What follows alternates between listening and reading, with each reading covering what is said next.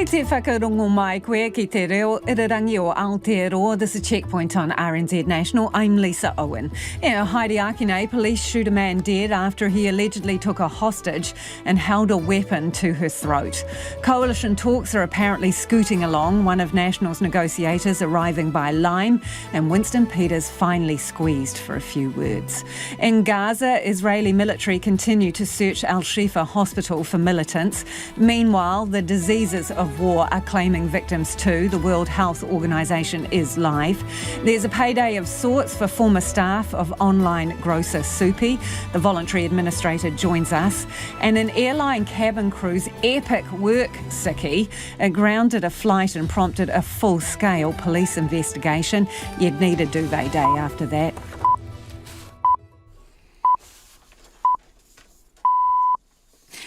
RNZ News at 5 o'clock. Ahi Marie, good afternoon, I'm Evie Ashton. A man has been shot dead by police in Lower Hutt this afternoon after he held his partner hostage. A member of the public alerted police to the suspected family harm incident on Wainuiomata's Coast Road just before midday. Wellington District Commander Superintendent Coromandel says the man held a weapon to the woman's neck while police tried to negotiate with him. He wouldn't confirm exactly what the weapon was, but says it wasn't a gun. My understanding on the brief I've received, this was a highly agitated situation and evolving, and the weapon in question was being held to the female party. The police also won't confirm where on his body the man was shot. They say medical assistance was provided immediately, but he died at the scene. Coromandel says the woman is shaken but uninjured. A heavy police presence remains at the cordon on Coast Road in Wainuiomata. Traffic is lined up in the area as officers check residents' addresses to let them continue down the road. The route remains shut off to the public. The inquest into the 2019 Christchurch terror attacks has heard dramatic recordings of when two officers caught the gunman that afternoon. The recordings capture the moment they confirmed they'd apprehended him shortly after 2 p.m. on March the 15th. Right, we've got one offender on Brian Strickland, plus we've got bombs in the car, he's armed up. We've got him out of the car, we've pressed into him. Yeah, like I said, I thought we got bombs in the back, I don't know what's going on. So we got him out of the car. The audio heard by the court shows how false reports of shootings at Christchurch Hospital and a school preoccupied the police during their immediate response. Talks to form the next government are now being described as being in the final stages, but the three parties negotiating won't put a date on it. National, New Zealand First and ACT have held discussions at an hotel in Auckland for the second day running. Here's our political editor, Jane Patterson. National leader Chris Luxon says the talks are progressing well, describing them once again as productive.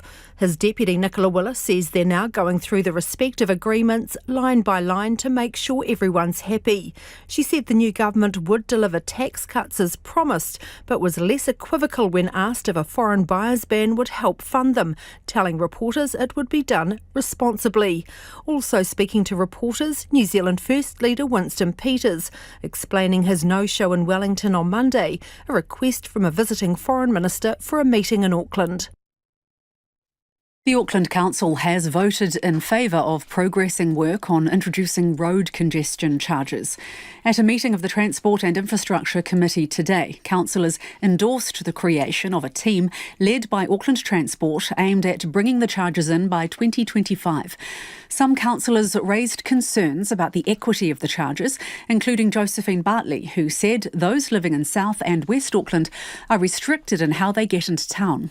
A lot of our communities from South and West that are coming into the city, that don't have a choice of working from home, are in those low-skilled jobs, so wouldn't be able to negotiate times of, start times and finish times with their employers. The vote was 18-2. Lower Hutt police have found the vehicle at the centre of a fatal hit and run in the Lower Hutt suburb of Nainai early this morning. The dark grey Mazda 6 sedan was stolen from a house in Belmont and was found on Waddington Drive in Nainai early this afternoon. Police are urging the driver and any others in the vehicle to come forward. They say the driver will have known they had hit a person and is likely to be panicking.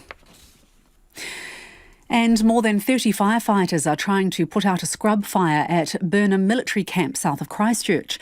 The fire began near the camp's boundary at about 2:15 this afternoon. Fire and Emergency says no injuries, evacuations or road closures have been reported so far. In sports news, the Black Caps captain, Kane Williamson, has hailed rival Virat Kohli as one of the best of all time after the Indian batter scored a record 50th one-day 100th in this morning's World Cup semi-final win over New Zealand. Williamson says it's hard to find the words to describe Kohli's career. He's the best, isn't he? And he seems to be getting better, which is a worry for opposition all around the world, but you admire it. It's incredible, really. And although it's tough to be on the other side of it today, I think in time to come, just admire his greatness. And yeah, he's just getting better, that guy. Jeez. The title match is on Sunday, with India to face either Australia or South Africa, who play tonight in the second semi-final. The Breakers coach, Modi Mayor, is calling for increased effort and energy from his side as they head into the 8th round of the Australian NBL. Sitting 9th in the competition, the Breakers face informed Tasmania Jack Jumpers in Launceston tonight. Our defence is definitely different schematically than what it was last year. The beginning of the season, horrendous. We became a lot better. Last 4 games, if you take out the Perth game, our defence has been significantly above average from a league standpoint. Game starts on the defensive end and we need to do better. The game tips off at 9:30. And France's rugby captain Antoine Dupont will miss next year's Six Nations to play sevens at the 2024 Paris Olympics. Dupont led Les Bleus to a disappointing quarter-final exit at this year's World Cup. That's the news. Concerns for civilians and doctors as Israeli soldiers storm Gaza's largest hospital. They have been hearing fighting outside, they've been hearing shots from the tanks, they've been hearing shots from snipers. They are now cowering, trapped within the hospital. The Israeli embassy responds. When Hamas utilized civilian infrastructures, such as hospitals, for military uses and fighting, they become, unfortunately, a legitimate military target. The big issues from all sides. Morning Report, weekdays from 6 on RNZ National. You're on Checkpoint next with Lisa Owen. Right now, the short forecast from Met Service to midnight Friday. Northland, Auckland and Coromandel mainly fine today, becoming cloudy tomorrow with a few showers developing later. Waikato, Bay of Plenty, Taupo and Gisborne. Cloudy periods increasing tomorrow and rain developing. From Waipomo to Wellington, also Hawke's Bay and Wairarapa. Partly cloudy today with isolated showers. Rain developing tomorrow morning, easing to a few showers later, some heavy and possibly thundery for central Hawke's Bay and the Tararua district. Marlborough and Nelson, mainly fine today. Rain early tomorrow, then a few showers, some heavy and possibly thundery in Marlborough. Bulla, Westland and Fiordland, isolated showers turning to rain tonight. Some heavy falls about the ranges tomorrow, clearing later. Canterbury, Otago and Southland, mainly fine today. Rain developing about coastal Southland tonight. Spreading north tomorrow, easing or clearing later. And for Dekohu, Chatham Islands, cloudy periods, rain developing late tomorrow. It is 7 minutes past 5. Our traffic news and headlines are at 20 past 5.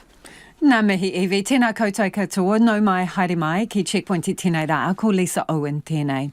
To ongoing coalition negotiations in a moment, but we begin tonight in Wellington, where a man who was holding a woman hostage has been shot dead by police in the suburb of Wainuiomata. And early this morning, in a separate incident, a woman was killed in a hit and run in the suburb of Nainai. Jemima Houston has been at both scenes and joins us now. What do we know about how this unfolded? Kia ora, Lisa. Police were called to a family harm incident on Coast Road here in Wainuiomata just before midday today. RNZ spoke to a local resident, Elizabeth Lister, who said she heard a car driving furiously down the road and assumed they were doing burnouts until it stopped just outside her neighbour's house. The girl opened the door and she ran up the driveway. He was walking up and backwards and forwards up and down the driveway. It looked like he threw in a rock or something through the windscreen of the car. They're all yelling and screaming and police are saying, put the knife down. Elizabeth Lister says that she heard a single gunshot and later saw the woman taken away in an ambulance. We now know that gunshot came from police who had been attempting to negotiate with the man as he held a weapon to the woman's throat. The man continued to threaten the woman, and around 1 p.m, police shot him once.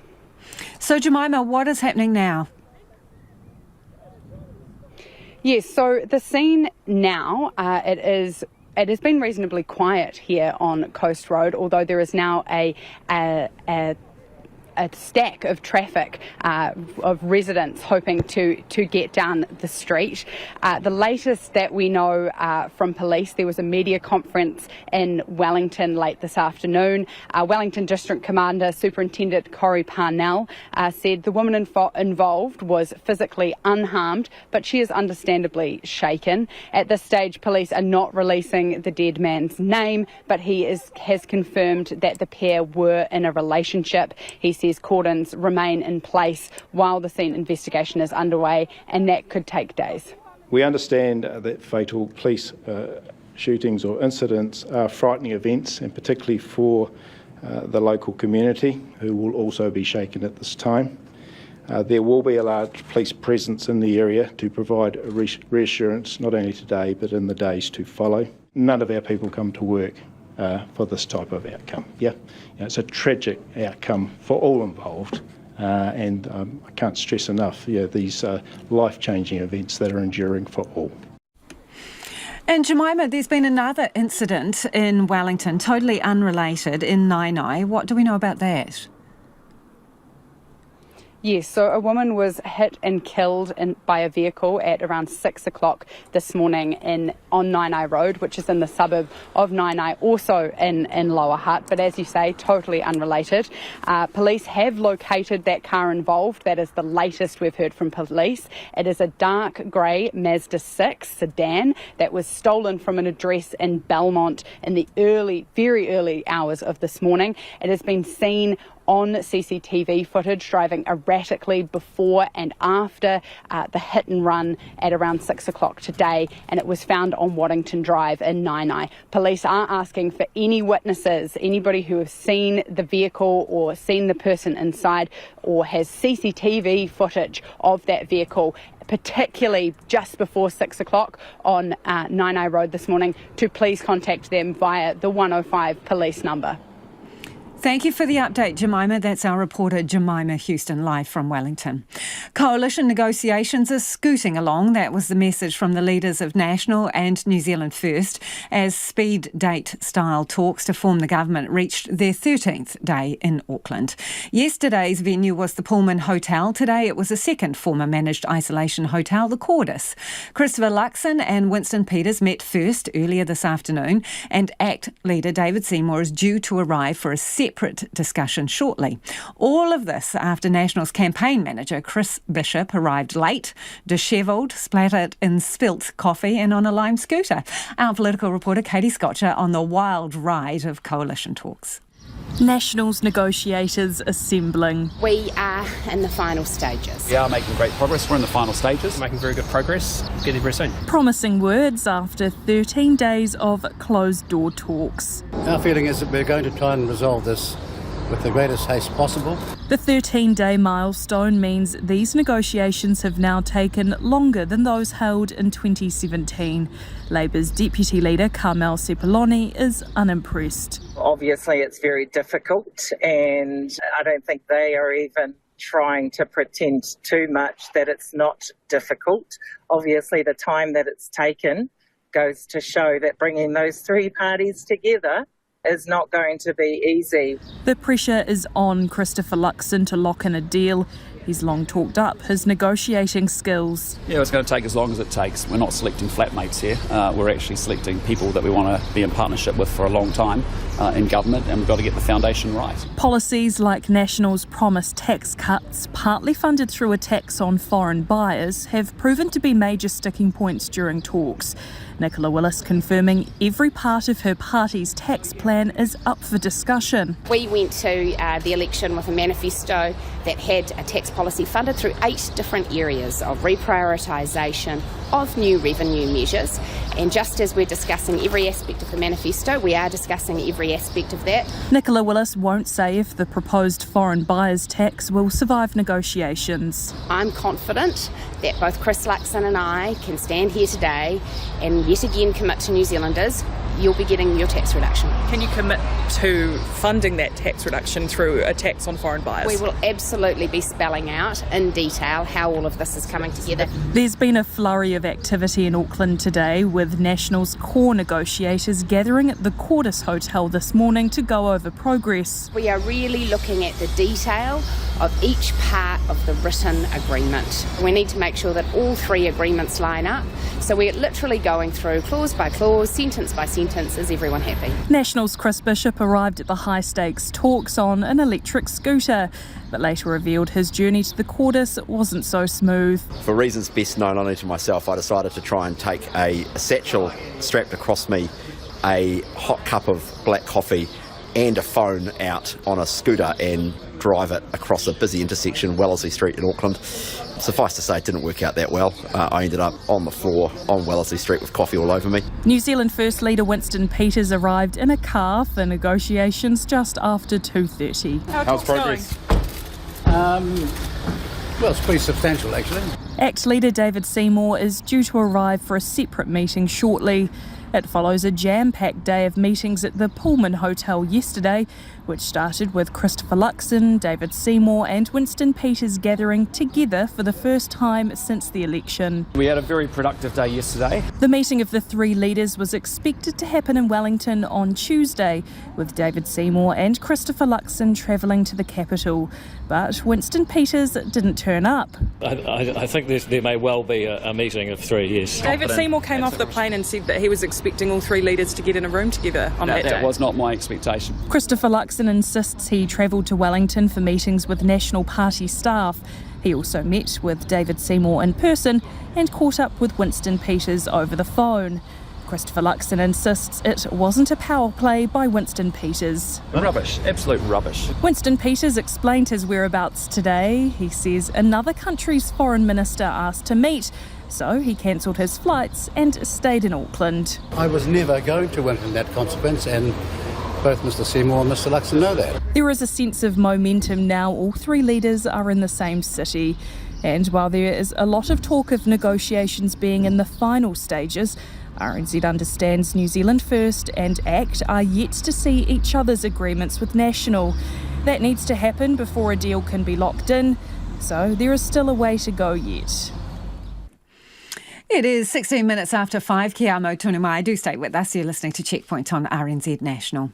Auckland City Council is a step closer to hitting peak hour commuters in the wallet in a bid to coax some of them off the city's congested motorways. Council's Transport and Infrastructure Committee voted 18-2 to set up a team to oversee the implementation of the time of use charges. Mayor Wayne Brown had earlier proposed charges between $3.50 and $5 a trip for travel during peak times on State Highway 1 between Penrose and Green Lane and State Highway 16 between Lincoln Road and Te Atatu Road. And those charges could come into effect as soon as 2025. Our reporter Finn Blackwell has more. Free, public transport, free peak hours.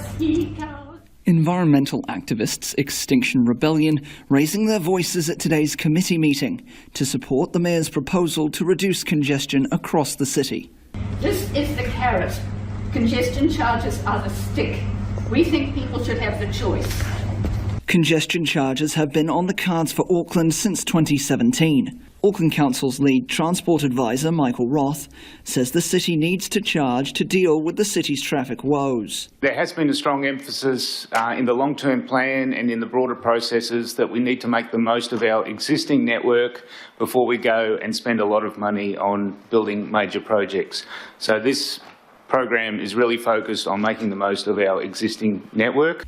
He says charging could reduce traffic across the city's roads by about 10%, depending on the design of the charges. If you build more roads, you encourage more people into cars and you encourage existing drivers to drive further, so any congestion relief is very short term. Building our way out of this is nigh on impossible. It is too expensive and it does not really solve the problem, so we need to manage demand. But there was scepticism from the governing body today. Some questioned the equity of charging those who have no choice but to travel at peak times. Michael Roth says those concerns would be addressed through deliberate democracy processes down the line. It can't just all be about carrots. We need some sticks. If we want to build a better transport system, that someone has to pay for it, and it's a matter of choosing who should pay for it. Should it only be the ratepayers, or should it be some of those who benefit directly from the scheme? Councillor Josephine Bartley says those from South and West Auckland are restricted in terms of when and how they commute into town. A lot of our communities from South and West that are coming into the city, that don't have a choice of working from home, are in those low-skilled jobs, so wouldn't be able to negotiate times of, start times and finish times with their employers. She says that's something that needs to be investigated further. I still have the same concerns I had when I voted against this when it came to planning committee, that it is going to be those that are on lower incomes that are going to be hit hardest by this. An impassioned Mayor Wayne Brown said the charges would help everyone. This is a good thing. Don't get lost in it. The aim of time of charging is to encourage a small number of people currently travelling to change their travel time or switch to public transport. This allows most people on the road a much faster and more reliable journey, which will be cheaper for them. The debate went on for more than an hour, wrapping up just in time for peak rush hour. It is 5:20 and you're with Checkpoint on RNZ National. Homai o whakaaro, we would love your feedback on anything you've heard on the program this evening. What do you think about Auckland Council voting to push ahead with congestion charging, and also progress on the coalition talks? You can text us on 2101, tweet us at Checkpoint RNZ, or you can email us checkpoint@rnz.co.nz. It is time for us to go to the headlines now. Evie is there. Ko Evie anō tēnei. A man holding a woman hostage has been shot dead by the police on a rural road south of Lower Hutt. A member of the public alerted the police to a suspected family harm incident on Wainuiomata's Coast Road just before midday. District Commander Coromandel says the highly agitated man was holding a weapon to the woman's neck while officers tried to negotiate with him, but he kept threatening to harm her and was shot. Meanwhile, the Lower Hutt police have found the vehicle at the centre of a fatal hit and run in the suburb of Nainai early this morning and are urging the driver to come forward. The dark grey Mazda 6 sedan was stolen from a house in Belmont and was seen being driven erratically around Hutt Valley for several hours before it hit the pedestrian. Talks on forming the next government are now being described as being in the final stages, but the three negotiating parties won't put a date on it. National, New Zealand First and ACT have held discussions in Auckland for the second day running. New Zealand First's Winston Peters says substantial progress has been made. And the Public Service Association claims Stats NZ is planning to make 39 workers redundant before Christmas. National Secretary Kerry Davies says the department has unveiled plans to save $2.4 million by reducing its workforce. Stats NZ says it will respond to the claim in due course. Those are the headlines. Looking at traffic, nothing to report apart from those delays in Wainuiomata, as you heard in the news on Coast Road, due to that fatal incident. Our next traffic news and headlines are at 20 to 6. Ngā mihi, Evie. Death and taxes, apparently the two certainties of life, and both could cost you big time. A report from the funeral Funeral Directors Association shows a growing number of New Zealanders are choosing cremations over burials because of the cost of going into the ground. Last year, 69% of people were cremated versus 27% buried. According to the association, the average cost of what they call a very modest funeral with a burial is $10,000, with the cremation equivalent coming in at $7,500. The cost of council cemetery plots went up anywhere from 9 to 20% last year, with the biggest hikes in Nelson and Auckland. So, is it possible to go out on the cheap, and what does that look like? Well, joining us now is Frances Potter from DIY Funerals. Kia ora, Frances.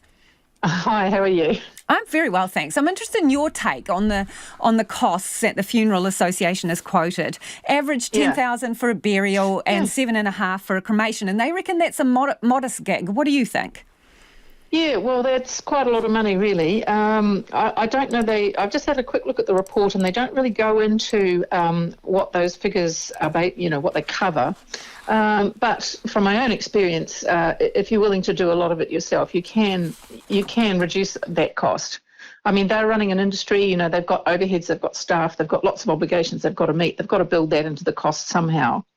But if you do it yourself, if you've got a team of people around you or a cooperative family, and particularly if you've got practical skills, there's a lot of things you can do yourself.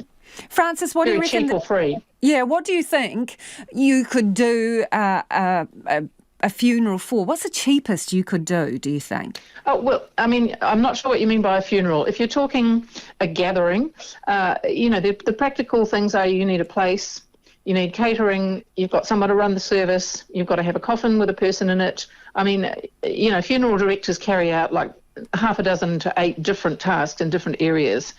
But if you're going to do it yourself, then depending what your own resources are and maybe your social networks, what kind of property you own, then possibly you can do it all yourself. There's nothing to stop you having a funeral in your own lounge room, keeping a body at home, making your own casket, transporting it in the back of a ute.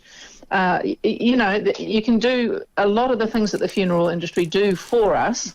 You can actually take control of and do yourself if you wish. Okay, Frances, let's break some of that down. The coffin.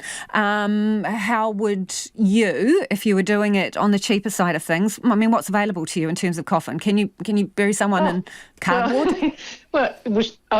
Cardboard, in a way, I think that's probably harder for people to make a box. I mean, what you've got to do is you're making a box, right? It's a box of some kind that's got to be holding a body. It's got to be strong enough to carry a body. I think, practically speaking, the most practical materials you can use are something like plywood or MDF. MDF is quite heavy, plywood is lighter, but you can get plywood, a full-size sheet of plywood for $60 down at Mitre 10. A couple of those cut up into a rectangular box, which is perfectly legal and perfectly adequate. A rectangular box is fine. It doesn't have to be that traditional 6-sided shape, obviously. That's just traditional because it's you can get more boxes out of a sheet of wood if you make them with that tapered shape. But for the average person, the basic joinery with rectangular panels is quite feasible for anybody who's got basic carpentry skills. And Frances, I mean, I don't mean to get into the nitty-gritty, but I think in some ways we need to. What do you do about lining it then? Oh, well, I mean, just use common sense, really. Plastic, plastic in case there's leakage for the body. That's all that you really need. There's actually no sort of legal requirement that you do that, but there are requirements about what happens if there is leakage. So, just common sense dictates. So, in terms of transporting the deceased, you talked about putting them on the back of a ute. What can you actually do? What are the rules? Well, it has to be covered, obviously. The body can't be seen. You can't just sort of roll it in a sheet or a tarp or something and throw it on the back of the ute. But, discretion is wise. Yeah. But basically, as long as it's in a container of some kind, you can transport it, in your own vehicle. Anyone can do it. I have actually been told that you can get a coffin in a Ford Festiva. I don't know if that's true from personal experience, but... most vehicles, a station wagon is ideal. A van, obviously. That's whatever you have to hand, really. Do we not talk about this enough, Frances, and then rush ahead and make very expensive decisions? Because we kind of think it's icky or taboo. What do you think's going on? Yeah, I think, we don't talk a lot about very important subjects, not nearly enough. And actually talking ahead and confronting the subject is the best thing you can do, because otherwise you're a possum in the headlights. You don't know what to do. There's a dead body. The first thing you are going to do is sort of reach for a known name. Who do we call? Oh, a funeral director. You have to think ahead if you're going to try and do it yourself, obviously. You don't want to be, figuring it out and doing the research when you've got a dead body there, mum's died at home or something. You want to think about it ahead, basically. And decide what route you want to go down. And how much you want to spend, Frances. Yeah, because it's not, you can save the cost, but, in order to do it yourself, make no mistake, you've got to have support. You can't do it all yourself. You've got to have people who are going to, let other people know, who are going to organise the venue. You've got to have somebody who's ideally already made the coffin for you. You're going to have people to carry it, physically pick it up. You're going to have people around you who are willing to dress the body, house it somewhere, whose house is it going to be in, how do you keep it cool, all that sort of thing. That's going to all require manpower to organise that. So, one other thing I want to ask you about, and it's sort of around that whole what we expect from society and all the rest of it, do we have a problem with thinking that if you do it on the cheap, you're disrespecting your deceased relative? Yeah, look, I've got my own personal phrase. I feel that there's a great deal of false piety in the funeral industry. These kind of hushed tones, and you've got to have something in shiny mahogany or whatever in order to show respect. And I think, unfortunately, some communities are particularly prone to that. I think Polynesian people, for instance, seem to put a lot of store on this stuff, like a big ceremony and a big sort of fuss made of the body. And honestly, that it's costing them a fortune. Whereas, if you have spiritual beliefs, I guess a lot of people maybe don't, but my own personal belief is, we are spirits in a body. Once you die, your vehicle is gone. The part of you that's you is elsewhere. You're just dealing with the shell. So I don't really know where all this stuff comes from, that you've got to make a huge expense over a dead body when really there's nothing of the person left there. I think maybe some of it's guilt. Some of it is perhaps, making up for the fact that you weren't nice enough to them when they were alive or something like that. But there's a lot of stuff there that doesn't need to be there in my opinion. And a lot of stuff that we probably need to talk about, as you say, Frances. Thank you so much for that. That is Frances Potter, who's from DIY Funerals. I am very interested in your thoughts on this one. Please text us on 2101, tweet us at Checkpoint RNZ, or email checkpoint@rnz.co.nz. How would you feel about a DIY funeral? Well, not you, because it'll be your relatives that are doing it for you, and the money that is spent on funerals. And everybody's going to have different religious beliefs and different cultural beliefs, but just let me know your thoughts. Would you go the DIY route? Do we spend too much money on some of the things that are around funerals and burials? Okay, let's move on to sport. The Black Caps fell short in their quest for World Cup glory in Mumbai last night. India proved too strong for the Kiwis and will progress to the final against either Australia or South Africa. Well, joining me now is sports reporter Jonty Dine. Okay, well, that didn't quite go according to plan, did it, Jonty? It didn't, no. Heartbreak for the Black Caps. Fell just short again, and it could well be the last chance at a World Cup for the likes of Tim Southee, Trent Boult and Kane Williamson. Now, they did have their moments, but ultimately went down by 70 runs at Wankhede Stadium. It was always going to be a tough ask. The subcontinent's one of the toughest places to play in the world, at the pressure of a World Cup semi-final, and India were, of course, in rampant form. Now, a lot of heads probably dropped after the toss. It went India's way, and so did most things in the first 50 overs. Centuries for Shreyas Iyer and Virat Kohli. He scored his 50th 100 to break Sachin Tendulkar's record. Helped India post 398, so it was a huge mountain to climb, and it didn't start well. We lost Conway and Ravindra cheaply. Williamson and Daryl Mitchell offered a glimmer of hope. They combined for 181 to make some Indian fans a bit nervous. But when Williamson went and Latham was out for none, it just got too hard. But Williamson said he and the country should be proud of the effort and credited India. He said they played their best game to date in the tournament. Mitchell did keep fighting. He made 134, but he just couldn't find enough support and battled through cramp in his innings like many do in the Indian heat. But he was certainly making no excuses after the game. I think there's a few things more than my cramp perhaps it would probably cost us there. But look, I think obviously the way any time a team bats first and puts on a total like that, you need a lot of things to go your way in that second innings to chase those totals down, and it's the game that we play. People drop catches, people miss run-outs. It's just the nature of what we do, and sometimes it goes your way, sometimes it doesn't. We probably would have liked a few more things to go away tonight to make it a bit easier, but that's the wonderful game we play. So India now a perfect 10 from 10, and they'll play either South Africa or Australia in the final, but the form they're in, it's likely not to matter who they come up against. Okay, big news out from the boxing world today too. Tell us about that. Yeah, so it had been rumoured for a few days, but officially announced today that Joseph Parker will fight Deontay Wilder in Saudi Arabia on December 23.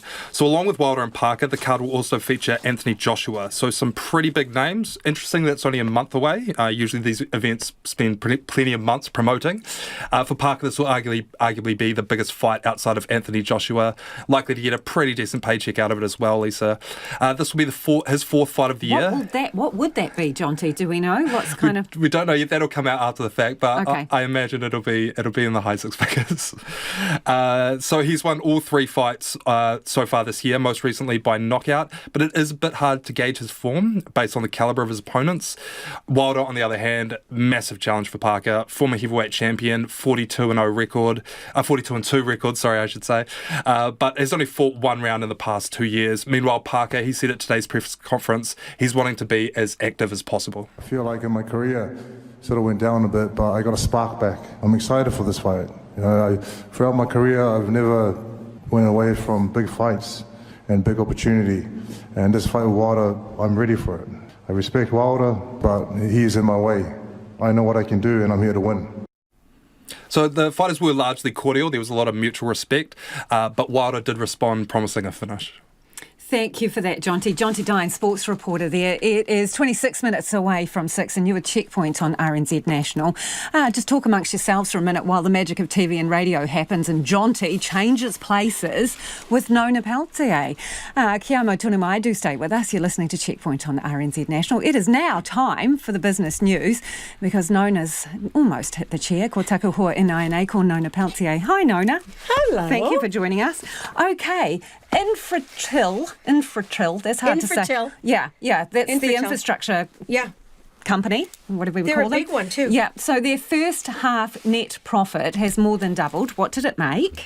Well, it made $1.21 billion in the first half. And that's partly because they were able to increase so some of it was not all like real cash. It was sort of an increase in the valuation of its share of One New Zealand, that's the telecommunications company. So they owned 49.9% of it, and then they bought another half. Well, they paid more for the second half than they did for the first half of the company, so that lifted the valuation. That gain was reflected in their result, along with 4 months of more income from One New Zealand, because they now own 99.9% of it. So it's a big gain in their income.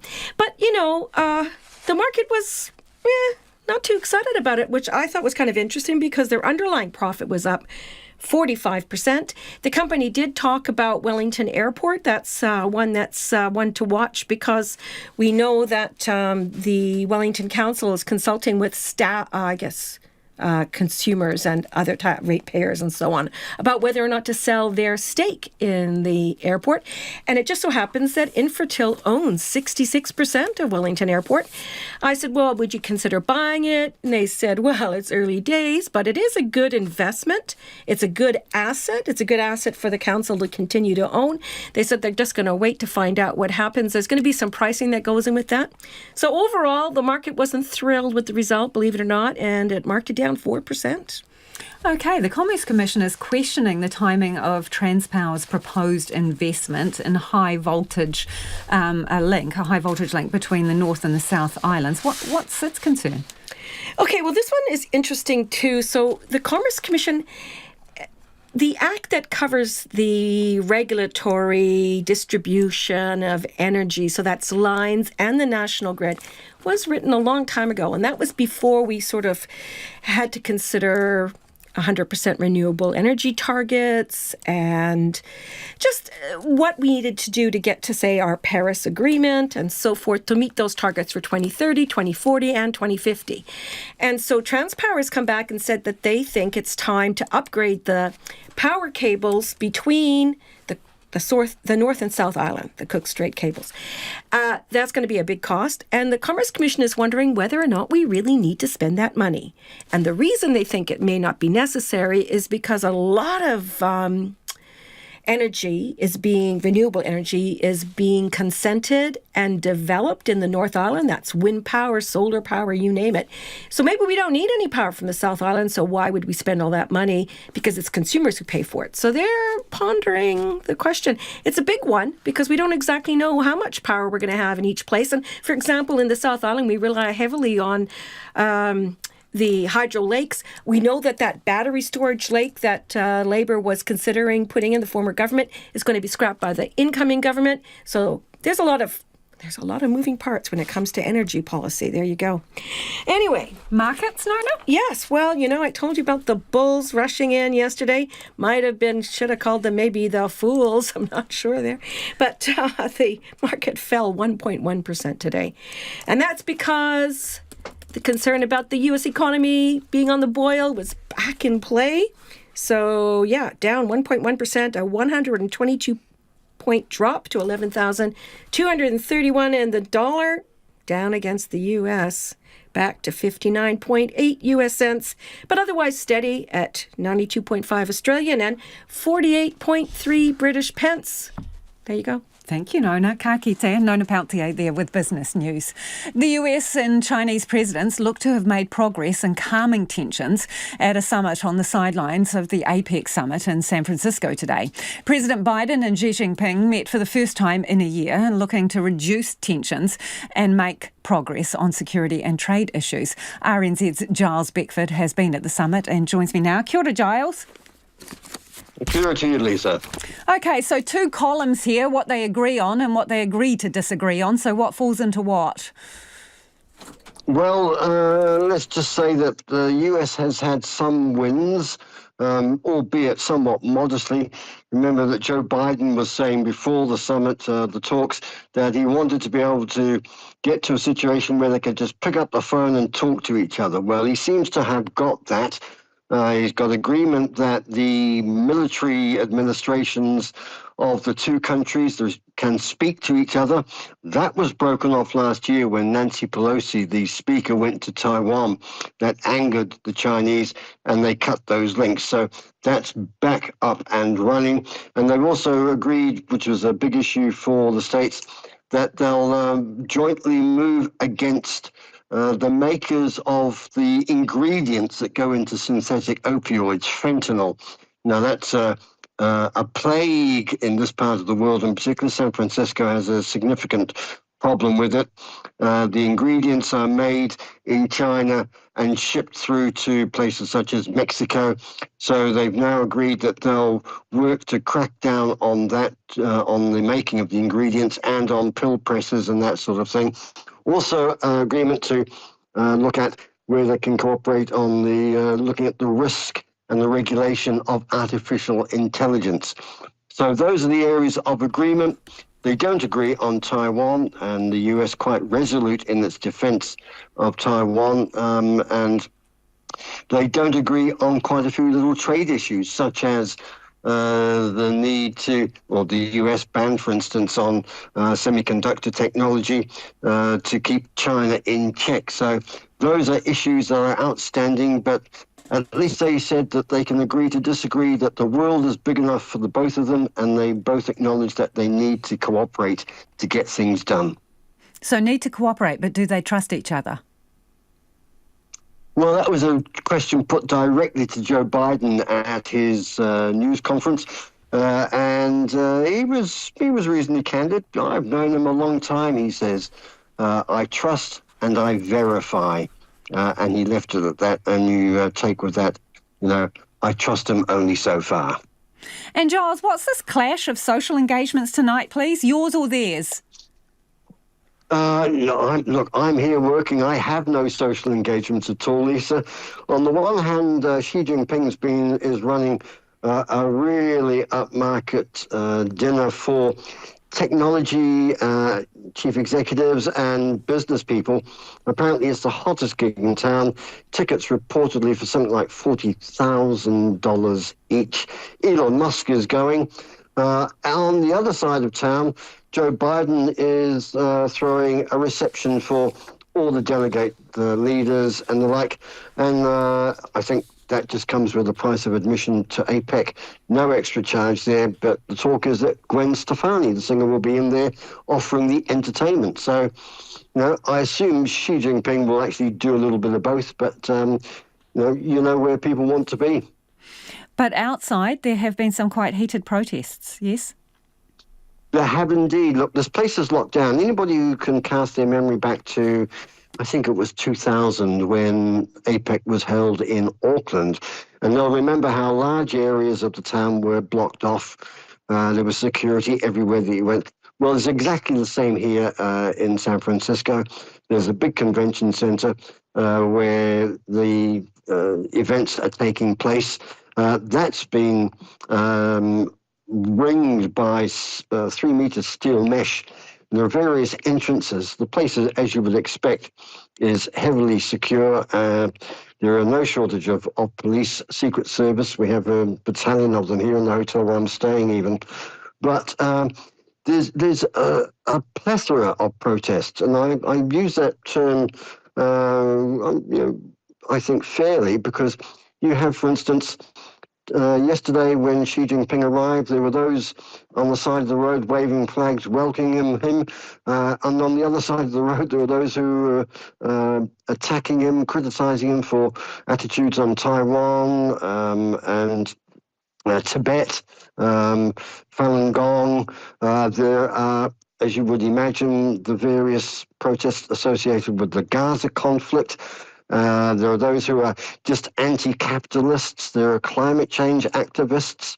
I'm sure there's a few others there that I haven't quite picked up, but they're not big, massive demonstrations, but they seem, perhaps a couple of hundred people, but there seems a level of anger and vituperative, aggressive tone to some of them.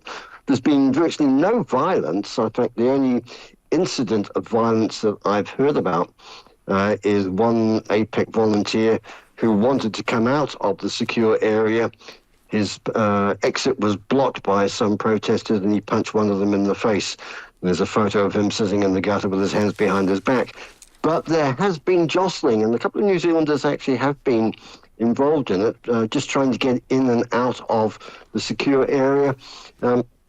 The crowds have got a little bit close.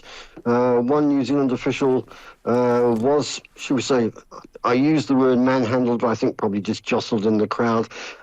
Another participant who's involved in some of the business gatherings here was abused and I'm told was spat at as well. So, feelings are running high, but they've not actually really broken out to the extent that might have been feared. Good to talk to you, Giles. That is Giles Beckford, RNZ's business editor. He is at the APEC summit in San Francisco. It is 14 minutes away from 6 and you're with Checkpoint on RNZ National. Homai or whakaaro, we would love your feedback on anything you've heard on the program tonight. Text us on 2101. You can tweet us at Checkpoint RNZ, or there's always email. checkpoint@rnz.co.nz is our address. It is time to get to the headlines. Anea Evi, mena pita pita kōrero. The police say a single shot fired at a highly agitated man holding a woman hostage proved fatal, despite medical assistance being provided immediately. Officers were called to a suspected family harm incident on Wainuiomata's Coast Road just before midday today.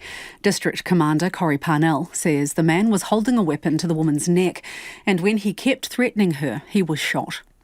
Meanwhile, the Lower Hutt police have found the vehicle at the centre of a fatal hit and run in the suburb of Nainai early this morning and are urging the driver to come forward.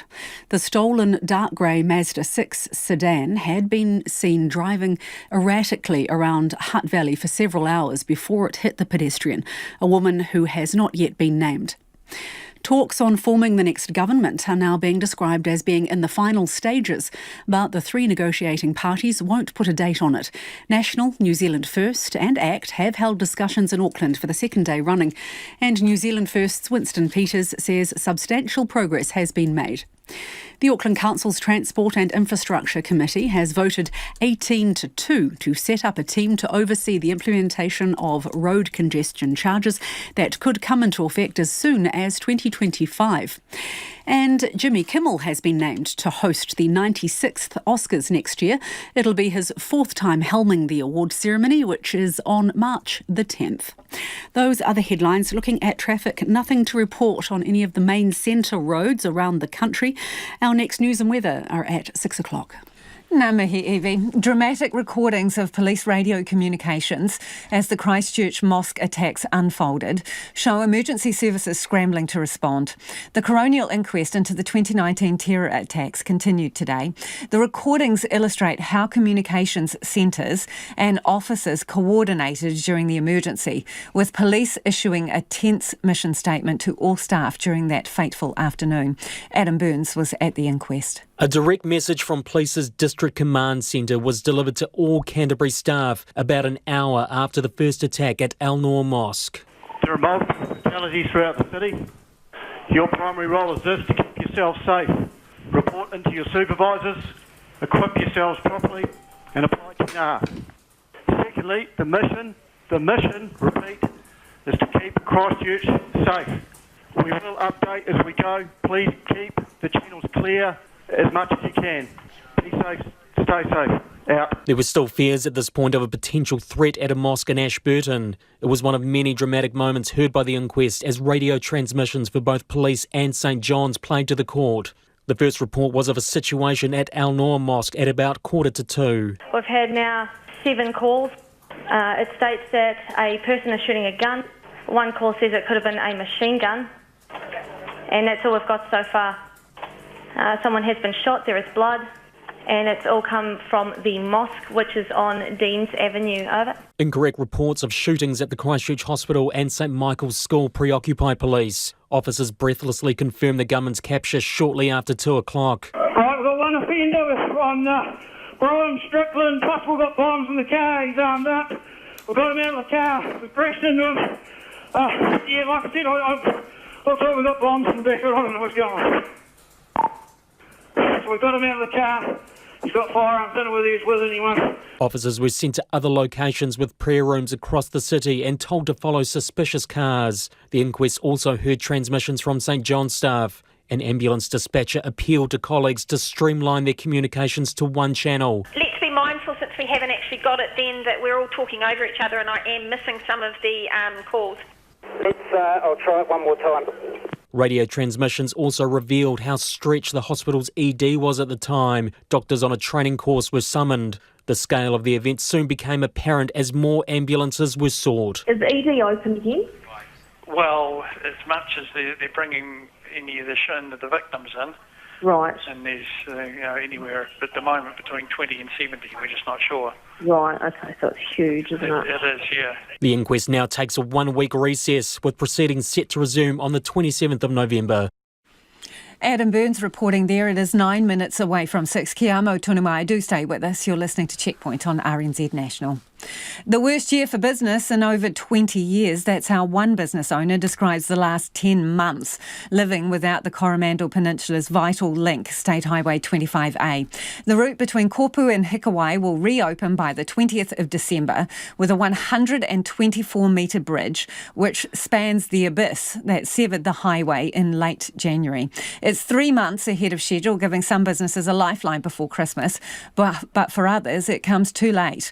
Reporter Louise Tanuth and camera operator Marika Bazi have the story. After almost a year out of action, the lifeline road for the Coromandel Peninsula, State Highway 25A, will finally be up and running in about a month's time. Businesses have been bearing the brunt of the closure, with visitor numbers dwindling due to lengthy drive times. Richards Real Estate sell houses all over the Coromandel Peninsula. Owner Andrew Gibson says demand has dried up since January. I've been selling here for 23 years and I haven't seen a year like we've just had in terms of the lack of demand and the low level of sales. In Tairua, their main buyers are based in Auckland, but with State Highway 25A closed, their drive time has doubled.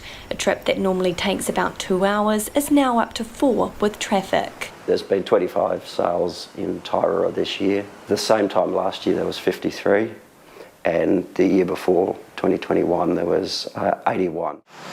Andrew says between major weather events, COVID and then the closure of State Highway 25A, many businesses are hoping for a normal summer at last. But it's too late for some. We have a couple of empty shops in Tairua that we haven't had any empty shops in well over a decade. And it's not just businesses that have felt the impact of the road closure.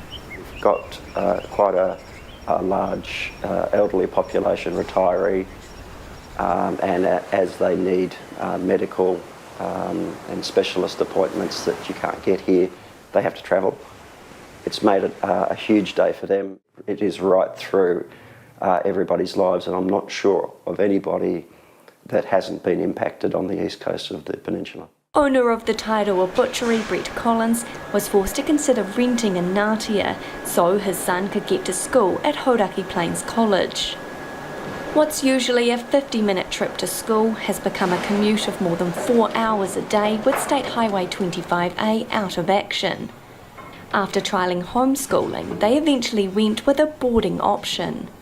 There was a family over in Ngatea who was sympathetic to our situation and took him on for 4 nights a week, so he was gone Monday through Thursday. Brett's had to let go of a staff member and reduce hours at the butchery due to a downturn in weekend trade. We're looking probably 50% on a Saturday, which is one of our busiest days of the year throughout, and every other day some of them run normal, so yeah, but Saturday was our biggest one. In Whangamata, chair of the local business association, Patrick Kerr, says business is far from booming. The business community has suffered a 20+% drop in revenue, a lot of uncertainty. Oh, it's been enormous. Patrick says they've been trying to boost tourism in the town, running events with the help of some funding from the Thames Coromandel District Council. But what they're really desperate for is the return of the holiday home owner, coming back to their batches. Because this is how these communities survive. Really, they're over the 3 or 4 months of summer, and then you button down the hatches for the rest of the year. This town will swell from its 5,000 permanent population to perhaps at peak times 100,000. With summer fast approaching, these seasonal businesses are hoping it will be the kiss of life they've been waiting for. Louise Tanuth reporting there, and if you want to see the video version of that story, go to our webpage, filmed by Marika Habasi. The first Liquidators report on failed online food retailer Supie has shown the company and its related companies, Workley and Bevy, owed $2.1 million to over 4,000 creditors. Creditors include companies from New Zealand Post, Sealord, Tegel, Warehouse Stationery, Foodstuffs and Woolworths, Fonterra and Coca-Cola. Released in the past hour, the report shows inland revenue is owed almost $900,000. Many of the company's former staff have been paid owed wages thanks to an anonymous donation, but the report shows 89 of the 122 staff are still owed $120,000 in outstanding wages and holiday pay. They received no redundancy. Supie had $179,000 in the bank on the day it went into liquidation.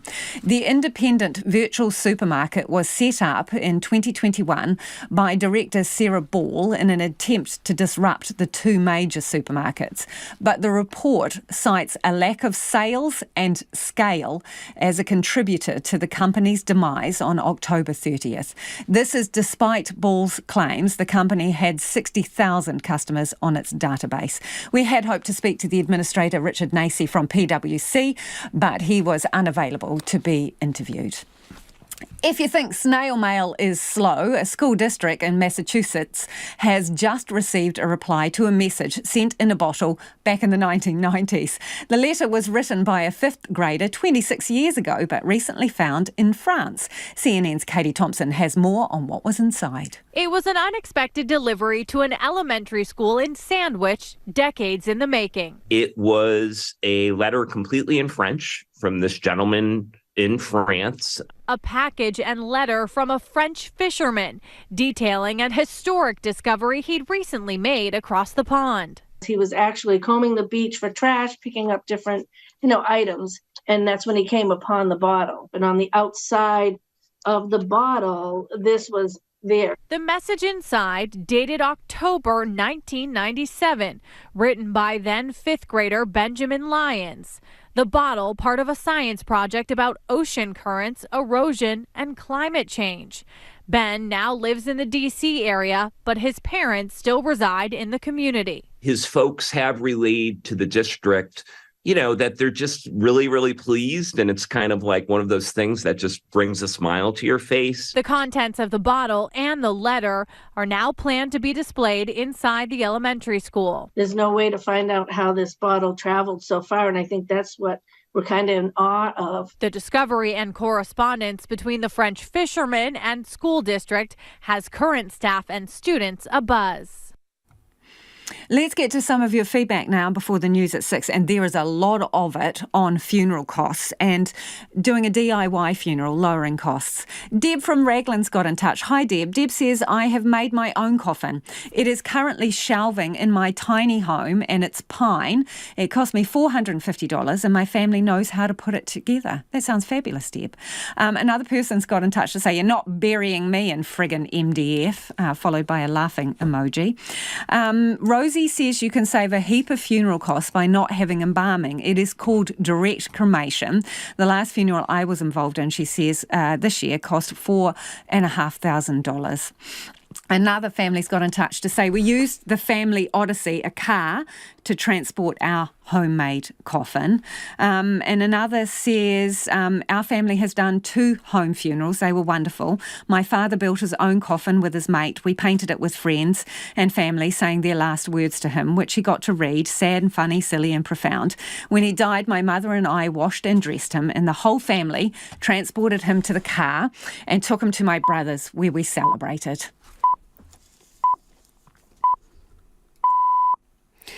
RNZ News at 6 o'clock. Paul Mardia, good evening. I'm Evie Ashton. The family of a man who held his partner hostage in Lower Hutt today were present when police shot him dead. A member of the public called the police to Wainuiomata's Coast Road just before midday. Wellington District Commander Superintendent Coromandel says the man was holding a weapon to the woman's neck as police tried to negotiate with him. He says it would be unusual to have allowed his immediate whānau to talk to him instead. Ordinarily, from my experience, that wouldn't be normal part. I can advise that our police negotiation team were deployed to this particular job and had arrived, and that's where it best sits in terms of the appropriate response. Coromandel says police fired a single shot at about 1 o'clock, and although medical assistance was provided to the man immediately, he died at the scene.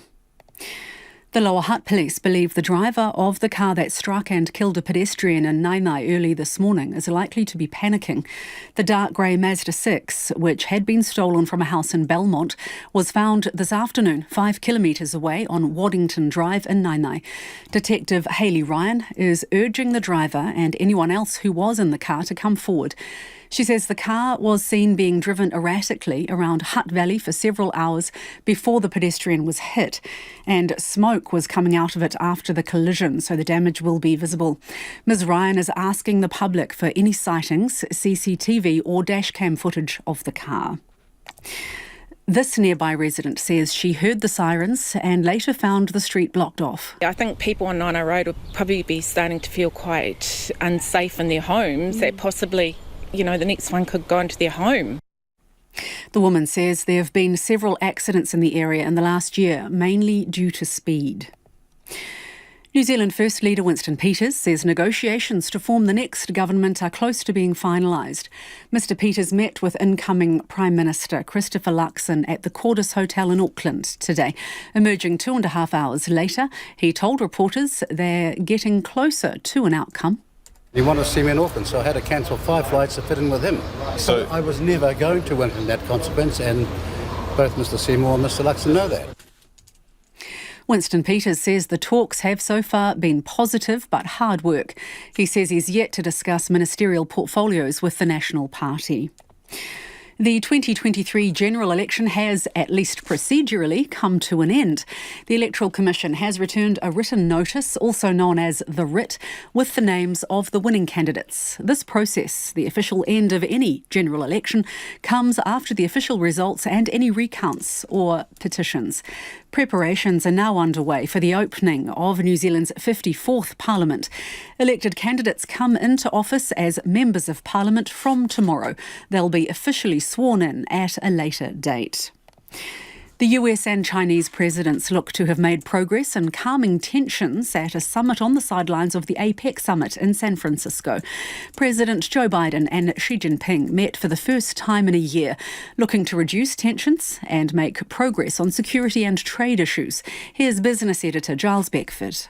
The US has achieved some of its main aims, getting the military in both countries to resume talking to each other after links were broken over US contact with Taiwan, and moves against Chinese makers of ingredients used to make synthetic drugs. Going into the talks, both sides talked coexistence and cooperation, despite their differences over trade and conflicts in Ukraine and the Middle East. It's now down to Xi Jinping hosting a glittering dinner for leading company heads such as Elon Musk, while singer Gwen Stefani will entertain at a Joe Biden-hosted leaders' reception. US President Joe Biden says he's mildly hopeful the Israeli hostages held in Gaza will be released. More than 240 people were taken captive when Hamas crossed into southern Israel on October the 7th. Mr Biden also says a two-state solution is the way to end the Israel-Gaza conflict. We got to get to the point where there is an ability to be able to even talk without worrying about whether or not we're just dealing with, they're dealing with Hamas that's going to engage in the same activities they did over the past on the 7th. So but I can't tell. I'm not a fortune teller. I can't tell you how long it's going to last. Joe Biden says he backs Israel's assertion that Hamas has weapons and a headquarters at the Al-Shifa hospital, now occupied by the Israeli army. Havelock North properties flooded during Cyclone Gabrielle will again be deemed safe to live in thanks to a flood protection plan developed by the Hastings District Council. More than 30 damaged homes were categorised 2C after the storm, but the council says its plan to reduce future risk should allow that area to be redesignated Category 1. Mayor Sandra Hazelhurst says she knows it's been a long 10 months for those homeowners. A recent report shows dams performed as designed but weren't built for the volume of rain that fell during the cyclone, which was 80% more than the previous record. And firefighters have contained a scrub fire near the Burnham military camp south of Christchurch. The fire began close to the military base just after 2:15 this afternoon. Fire and Emergency says at the fire's peak, more than 30 personnel were on the ground. A spokesperson says about 20 remain damping down hotspots. There were no injuries and the cause of the fire is not known. Hey, this is Phil O'Brien. Saturday night requests kick off at 7, and this week in Late Night Phil, happy birthday, Dr. John. You know I've been in the right place, but I'm in the wrong time, and it's such a night, such a night.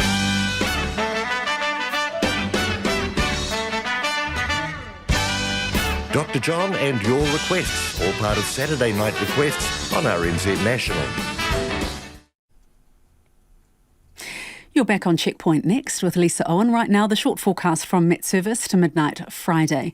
Northland, Auckland and Coromandel mainly fine today, becoming cloudy tomorrow with a few showers developing later. Waikato, Bay of Plenty, Taupo and Gisborne. Cloudy periods increasing tomorrow and rain developing.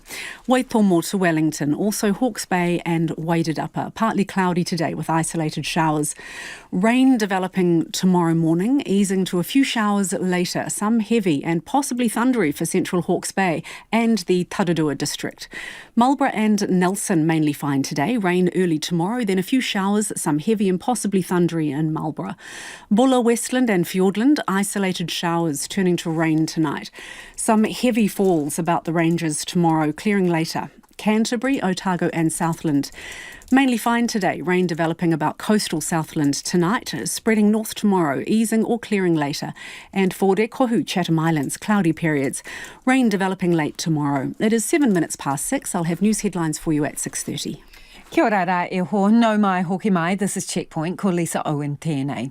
The Israeli military has published a video which has not been independently verified, which it says shows Hamas weapons and equipment found in Gaza's Al-Shifa hospital. Israel's army mounted an operation overnight at Gaza's main hospital in what it described as a targeted operation against Hamas.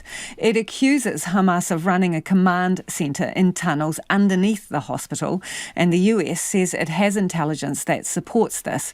Hamas denies this and says the raid on the hospital is a war crime. Hundreds of civilians have been sheltering there alongside patients and staff. The United Nations Security Council has passed a resolution calling for extended humanitarian pauses in Gaza and the release of all hostages. The BBC's Yolande Nell reports. Amid smoke, a glimpse at conditions inside the Shifa hospital. With power cuts due to the lack of fuel, patients are being moved.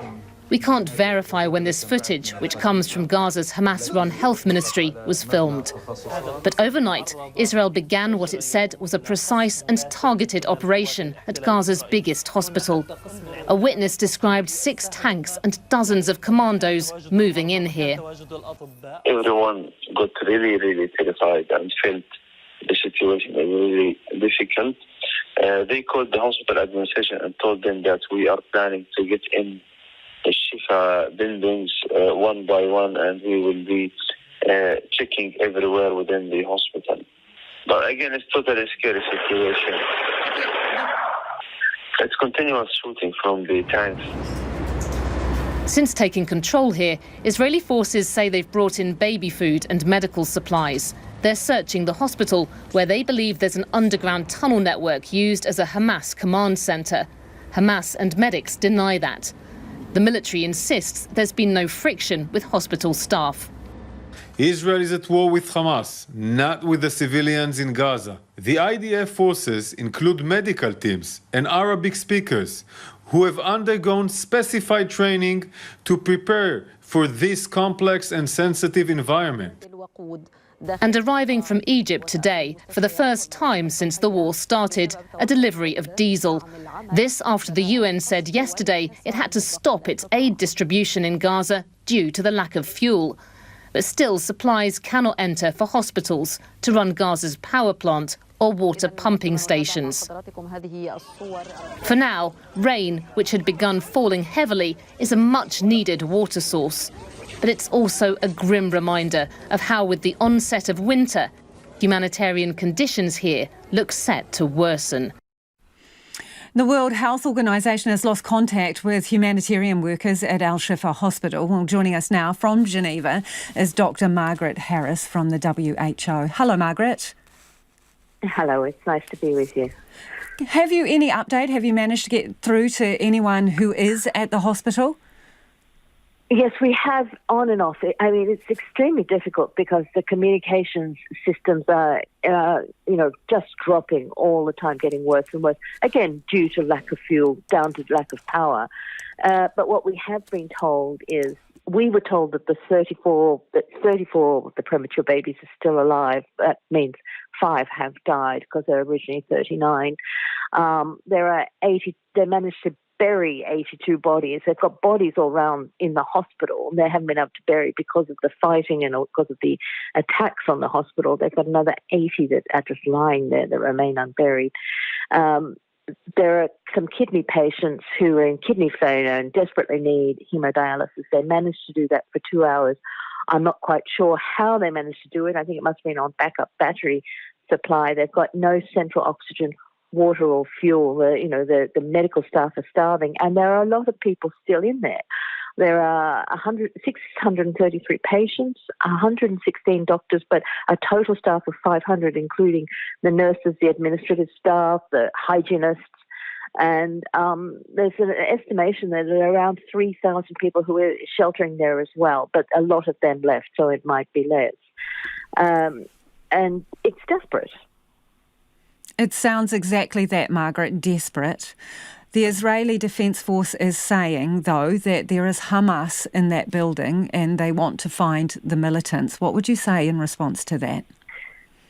So what we've said all along, that, and, I'm not there to verify any claims made by either side, but a hospital is defined as a safe haven. It's defined as a safe place, and international humanitarian law is very, very clear on that. And it was one of the first sort of agreements by the world. And one of the scary things is the world seems to have forgotten that. We're seeing increasing attacks on hospitals. But the principle is healthcare facilities should not be attacked or used to commit acts harmful to the enemy. But even if they're used for military purposes, and as I said, we've had no independent verification of any claims by any of the sides in this. But even if they're used for military purposes, healthcare facilities are never without protection. So you can't just say, oh, we think there are some bad guys in there so we can do what we like. That's not how it works. The reason for this is everybody needs healthcare. It doesn't matter who you are or what your affiliations. Healthcare should be there to save lives. That's it. Does the WHO have a policy on this, Margaret? If your workers or affiliates are aware that there is something going on at the hospital other than medical care, i.e. that there are people hiding weapons, what is the policy? Do you say anything? Do you tell anyone? So we don't allow weapons and so on and so forth. There are very clear policies about that. For instance, Médecins Sans Frontières, who we work with at all, cannot even have armed escorts because they will not have weapons anywhere near healthcare. And this is clear. Healthcare is sacrosanct. You do not use it for military purposes. But just because you suspect something might be going on, that doesn't mean that you can make it a target either. Yeah, people don't always play by the rules, do they, Margaret? So if they became aware of a situation where this was going on, is there any moral obligation to report that to anyone? Again, if there was verification, that's an attack on healthcare. And we, as WHO, would list that as an attack on healthcare. Using it for military purposes is an attack on healthcare. Understand. Living conditions are deteriorating rapidly in Gaza, and so there are secondary killers that are lurking, aren't there, in terms of diseases. What can you tell us about that? Oh, we've already documented huge outbreaks of diarrhoea that normally we would expect to see around 2,000 cases in a month. And just in the last couple of weeks, we've seen at least 35,000, 40,000 cases. Now, our ability to document anything at the moment is really, really limited by the very poor communication, by the chaos in Gaza. I mean, the ministry has not reported any of the deaths or the casual or the injured people for the last 4 days because they simply can't get the information from the hospitals because, the horrible thing is you count deaths by who's in the morgues. Well, the hospitals are closed. 3/4 are closed, not functioning at all. So the dead are just lying where they die.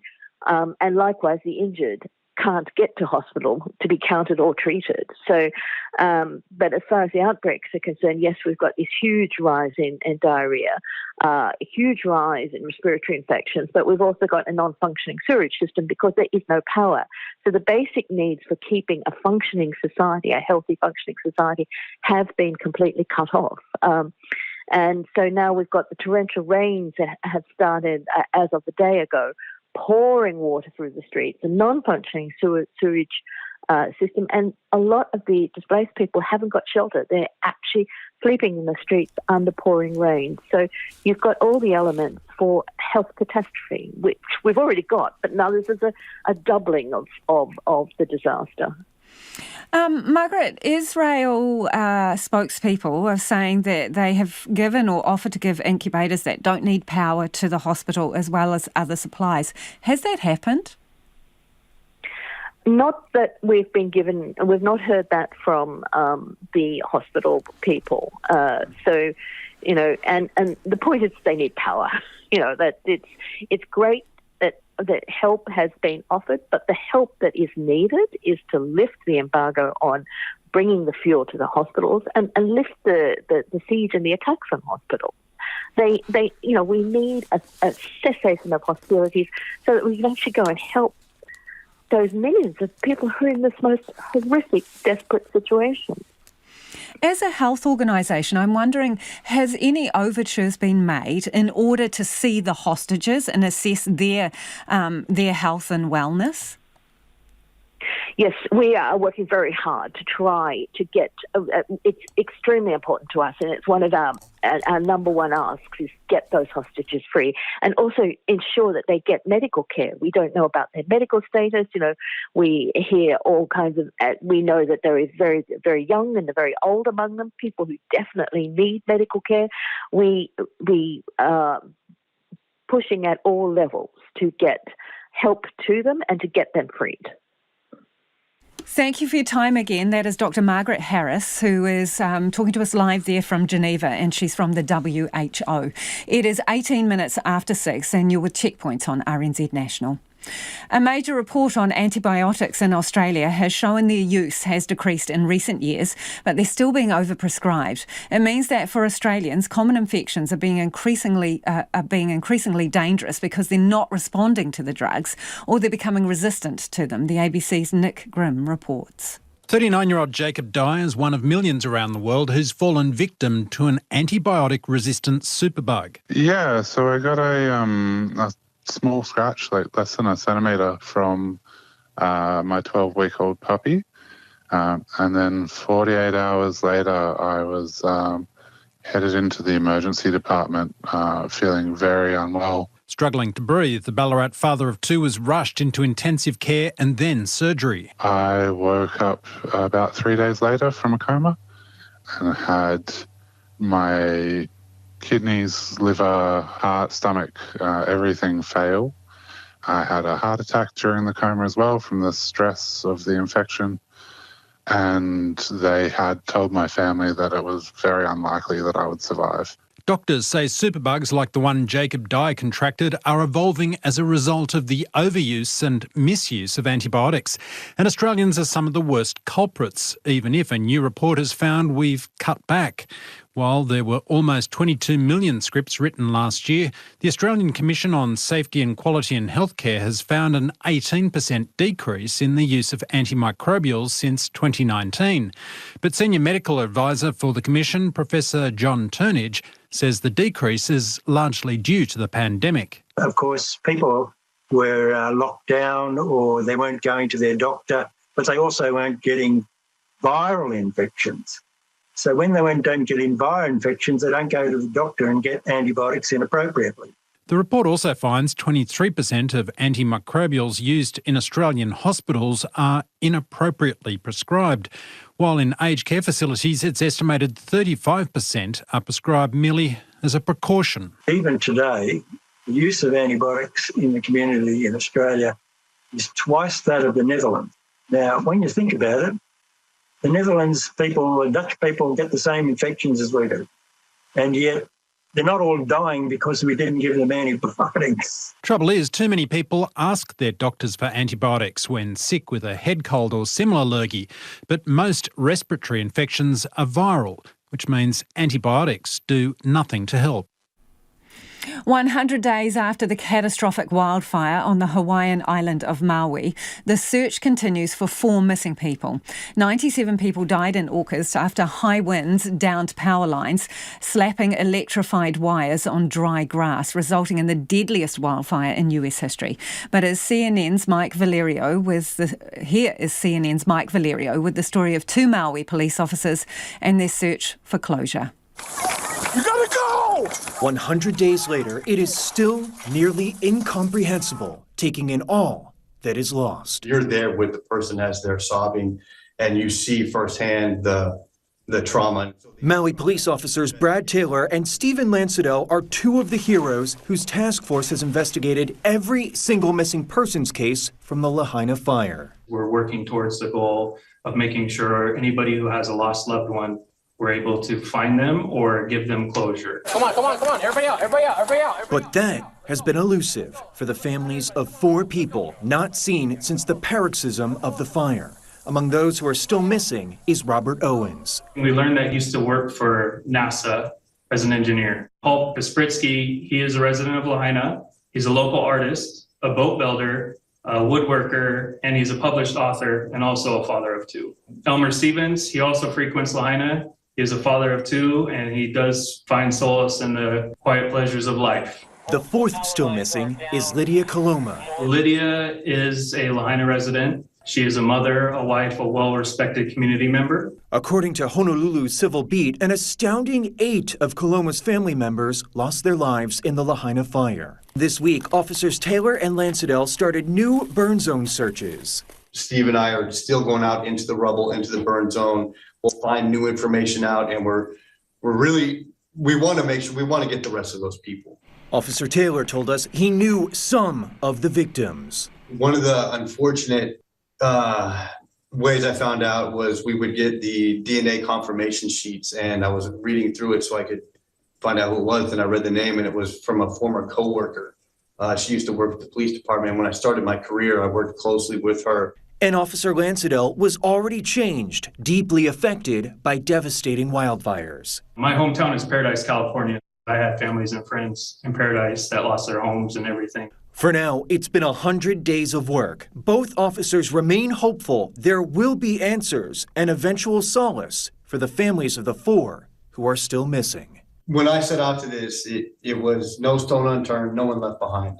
And I am hopeful and committed and dedicated to make sure that I reach that goal. It is 23 minutes after 6. Let's go in a different direction now. Confession time. Have you ever told a little white lie to avoid going into work? Bad headache, flat tyre, sick child? Well, 3 British Airways stewards have been accused of telling an absolute whopper, and it looks as if they've been caught out. They arrived late to their scheduled flight from Rio de Janeiro to London, telling their bosses they'd been mugged on the mean streets of Rio and were too traumatised to do their jobs. The flight was postponed for 24 hours. Now, Brazilian police say they've found the real reason for the men's morning after headaches. Here's the BBC's Leonardo Rocha. What happened is that they spent the night drinking huge amounts of alcohol and consuming drugs as well, and that's why they couldn't go to work the next day. So what the police are saying is that they made up this story knowing of the reputation of Rio not only as a city of wonders and beautiful scenery and beaches, but also as a violent city where tourists are often targeted. So how did the Brazilian police find out? Well, the 3 BA stewards were caught on security camera in one of the less salubrious parts of the city. Knowing Rio well, what I think is that they were lucky to have survived because the places where they went to are quite dangerous. And possibly the only reason why they went in is because they were with people who knew the area. It's quite far away from the city centre where they were. One of the stewards, according to them, passed out, had to be taken to a hospital. And I think they were very keen to investigate that because Rio gets a very bad reputation with crime against tourists. And they said, well, we have our fair share of cases to deal with. We don't need made-up stories that will shed a bad light on the city. And British Airways says it's a police matter and it doesn't wish to comment. Back home now, and a scorching day in the Garden City brought masses of people to the second day of the New Zealand Agricultural Show. Tens of thousands have flocked to see animals, big and small, as the event marks its 160th anniversary. Our reporter, Anna Sargent, and cameraman Nathan McKinnon were there. 160 years of show jumping, sheep shearing and wood chopping. Around 40,000 people squeezed into the Christchurch showgrounds today to take a peek at the country's best. Kids and adults alike were enjoying the weather and the sights. Yeah, it's been really great, going around seeing some animals, doing some rides, yeah, really wonderful. We had to go on a big ride before she come and look at the animals, so... And then we got cat and candy. Oh, lovely. And what's your favourite animal? Bunny. Bunnies. Have you guys seen the bunnies yet? No, we have to find them. Yes. That's the next stop? Yes, it is. Look, it was a bit of a mad rush. I've only just got here off the motorway, but, first look, pigs looking great showing, great outfits. Just lovely weather here in Christchurch, so really happy to be here. Yeah. What's been your favourite part? Mostly being on the tractors. Yeah, what do you like about tractors? Because they're fun. The Canterbury A&P Association's General Manager, Tracy Ahern, says the show is hoping to overtake last year's record-breaking attendance numbers. It's the second year the event is free for kids aged 16 and under. So last year we had 125,000 through the gates. So we're certainly hoping, it's a bumper year this year, as you can see, we're certainly hoping to beat that. She says excitement levels are high with the farm animals coming to town, competing for pets and prizes. There's prize money, there are different sponsor prizes, but mostly people want that top, number one ribbon. There are 3,000 animals on show today, and one of the winners is Axel Rose behind me, the only Belgian blue bull at the show. Axel made the trip all the way from Waikato with 16-year-old Shay Roskin. She says he's 2 years old and 900 kilograms and has won a range of prizes, including coming second in the interbreeds bull class. I think he walks really nice and he's got really good temperament as well. Swine groups turned up dressed to win with their top hogs for pig competitions. The Swinestein Society were stoked to take home the famed Supreme Pig of the Show award. William Miller from the group says they've been breeding pigs for about 8 years and this is their first big win. It doesn't get any bigger, so we'll take this home and really enjoy it tonight and then start again for next year, really. Yeah. I think make a plan. So can you tell me a bit about your winning pig? Heinrich the second, the first iteration he didn't do too well, but we've been breeding him up since he was quite young and he's done quite well today for the boys, so we're happy with that. Cantabrians can catch the A&P show for one more day tomorrow before it wraps up for another year. Alrighty, if you were listening to that story on radio, you can check out the video version. It'll be on our webpage. A number of you getting in touch with your feedback about various issues today. On the congestion charging, which Auckland Council has agreed in principle to push ahead with. This person says, we've been building more roads for decades, yet congestion has only gotten worse. Excellent idea, that congestion time of use charge, but not everyone agrees on that. Now, the Late News team will keep you updated throughout the evening. If you missed anything from the program, you can always find Checkpoint on Spotify, Apple or wherever you get your podcasts. Ko te kaupapa tuatahi a pōpō tomorrow from 5 a.m. The owner of a Middle Eastern restaurant tells First Up why her social media account has been disabled amid the conflict in Gaza. RNZ News headlines at 6:30. Good evening, I'm Evie Ashton. New Zealand First Leader Winston Peters says negotiations to form the next government are close to being finalised. The family of a man who held his partner hostage with a weapon in Wainuiomata today was present when the police shot him dead. The first liquidators report on Supie has shown the failed company and 2 related firms owed $2.1 million to more than 4,000 creditors. And Auckland councillors have voted to set up a team to oversee the implementation of road congestion charges that could take effect as soon as 2025. Those are the headlines. Our next news and weather is at 7. Tomorrow after 1 p.m, joining us on New Zealand Live is Troy Kingy here to mark